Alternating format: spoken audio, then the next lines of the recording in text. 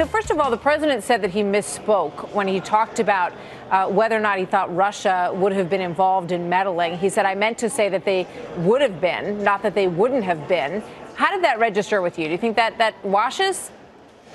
Well, I've thought all along that because we've conflated two sort of different things in the Mueller investigation, that the president's reaction is typically because he sees the Mueller investigation as an accusation of collusion, that somehow the president colluded with the Russians. And there's another aspect of the investigation that has to do with who hacked into Hillary Clinton's emails and who released those to the public.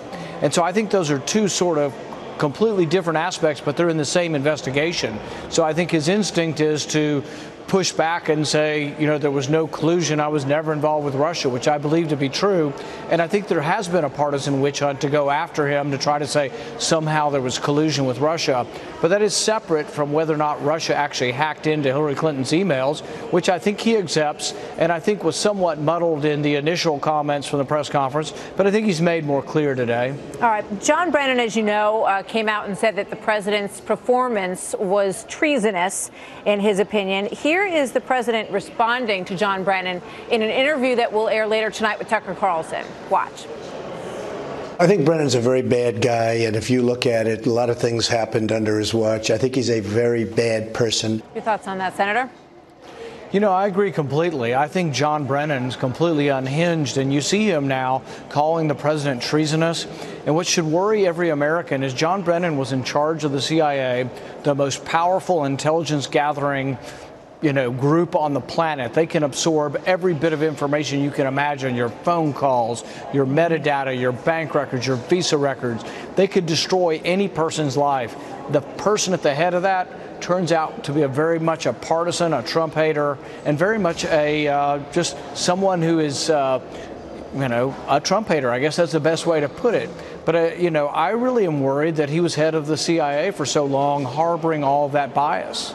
Well, let me ask you this, because you're concerned about all of that, and I know you are, that is one of the big concerns as we move forward, because Dan Coates has said that he believes that the attempt to meddle in the midterm elections is probably more intense than it was during the presidential elections. So it almost feels like perhaps rather than, kind of revisiting and rehashing what happened over the last 24 hours, we need to make sure that our cybersecurity is stronger. That feels like something that the president could really be coming out very strongly on, that might go more to actual policy and fixing things than fixing, a weak performance in Helsinki. This has been exactly my point. The integrity of the election is the most important thing. And what we should do is learn that countries do hack into elections and try. This isn't the first time. I mean, Dov Levine studied this from Carnegie Mellon University and said that the USA hacked or tried to get involved with 80 different elections over the last 50 years.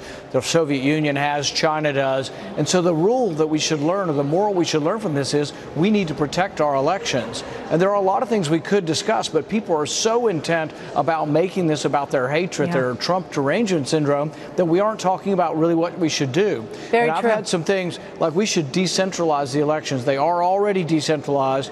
We should ensure that they remain decentralized, that there is a paper trail for every precinct, that there is a Republican and a Democrat judge, there's supposed to be, that signs off on the precinct returns. And if the vote was 1,000 to 800, by the time that gets into a computer system, someone could always call back and say, what was the vote you signed off on, and do you have a piece of paper to verify that vote? Yeah, I think that's the biggest point. I also want to just bring up one more thing, because to that end, if the FBI is so concerned, as they should be, with figuring out meddling in United States elections, you would think that they would have wanted to get their hands on the actual DNC server. Here is the exchange, because there's a lot said about this, because the president brought it up the other day, and it was kind of poo-pooed by a Democrat who I had on last night, who said it didn't matter that they didn't actually have the server. But watch this moment between Congressman Will Hurd and James Comey. So, Director, FBI notified the DNC early, before any information was put on WikiLeaks, and when you have still never been given access to any of the technical or the physical machines that were hacked by the Russians. That's correct, although we got the forensics from the pros that they hired, which Again, best practice is always to get access to the machines themselves, but this, my folks tell me, was a appropriate substitute. So, what do you say to that? Well, you're taking the word of someone else who's investigated it. No, I would think the police would only take the word of themselves when they actually investigated and looked at the servers. So I don't think there's any excuse for them not having done their job better.